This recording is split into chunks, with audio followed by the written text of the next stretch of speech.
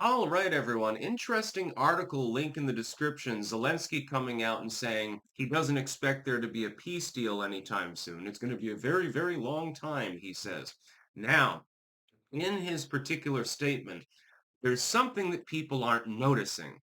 The UK and France, some of the European nations, have been trying to outdo the United States in securing some sort of peace deal between Ukraine and Russia, but he only mentions the United States. He's solely fixated on that. This shows that he wants a U.S. brokered peace deal, in my opinion. It will probably be quite a while. The war is not going to end tomorrow, for example.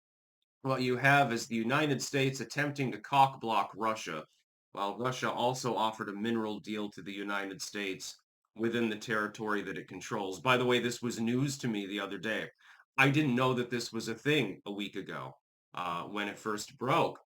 Then you've got Ukraine saying, well, we want a mineral deal as well. The problem being some of those mineral deposits are in Russian-controlled territory. I guess the idea is that the United States is going to try to block Russia by having a U.S. presence there that is not military in nature. So the idea is, okay, we've invested in developing and so forth. The Russians are going to be more hesitant to enter any other zone within Ukraine. And there is a stalemate right now. Russia does not seem to have the available capability of advancing further. Ukraine, meanwhile, does not have the available capacity to push the Russians out of its territory or to do anything meaningful. They have struck targets in Mother Russia itself, by the way, on numerous occasions now, causing retaliation as well against Kiev and other places. And so it's basically a shit show. I think that Zelensky, once he got dressed down by Trump, he went to the White House thinking that he could appeal to the American people and that Trump would effectively demur, that he could effectively back down the Trump administration and get a continuance of aid and all of these other things. That's been paused, by the way. Once he went there, and you can see his closed body language, and you can see that he's not happy about it.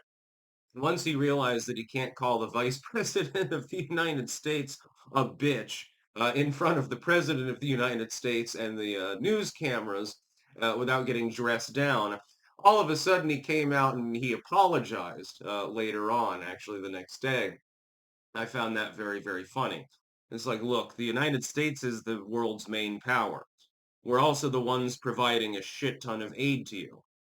Be silent, bitch. JD Vance should have come out and called him a bitch. That would have been hysterical. Although I don't think he speaks Ukrainian, so he probably doesn't know what sukkah means. The peace deal probably is a while away. Meanwhile, though, in less funny related news, bunches of Ukrainians and Russians are currently dying, including many civilians. Hundreds of thousands of people lay slain. Not really a funny subject. Of course, I abjure war in general, unless it's purely defensive, and it tends not to be. When nations claim that a war is defensive, more often than not, they're actually the aggressor. I've noticed this. Ukraine's case, only in the diplomatic sense with the Minsk agreement, I suppose. Russia is the one that invaded physically, but at the same time, there are no innocent parties, generally speaking, in a war. Unless one country literally goes and genocides another country or something like that, or an ethnic group is slaughtering another one. Generally speaking, both parties are to blame. Zelensky is probably fundamentally correct. Although I would say there is hope. There's hope because the prior administration did not understand geopolitics. Biden had no clue, and Kamala Harris even less, no clue about how to negotiate in that part of the world. Now, you go to France, what do? You have a big lavish dinner and you drink some fine wine and smoke an American cigarette and you eat escargot and probably puke your guts up later like I did that one time, which is unfortunate. And then, shake hands and your buddy and stuff like that. You go to Britain, you're going to share a pint, but maybe you should have some haggis or something. Then the English will be angry at you for eating haggis instead of an Ulster fry or something like that. I'm being hyperbolic, but you get the idea. It has no clue. how to go about negotiating with Eastern Europe in any way, shape, or form. That's why Biden stupidly insulted the Polish and the Hungarians. All right, two NATO members that are close allies, and you decide to piss him off. That's really going to go over very well. Same with Japan. He doesn't understand Asian politics.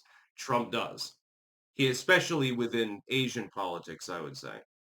He knows how to deal with people like Vladimir Putin and like with Zelensky.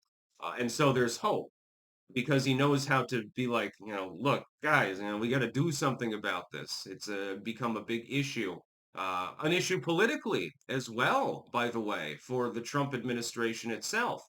Because you'll remember, he gave a vow to people that he would stop the war. Um, it hasn't stopped yet. You've you've got negotiations that are now fruitful to some degree. Um, unlike the meeting between Zelensky and Trump and Vance, of course, you've got meaningful negotiations going on, but it will take time. Trump can't magically, he may have an economic magic wand, but he doesn't have a diplomatic magic wand. He's been successful, generally speaking, in foreign politics. And the hope is that that continues. So we'll have to wait and see. Unfortunately, until then, more and more people continue to die. That's about all. Peace out.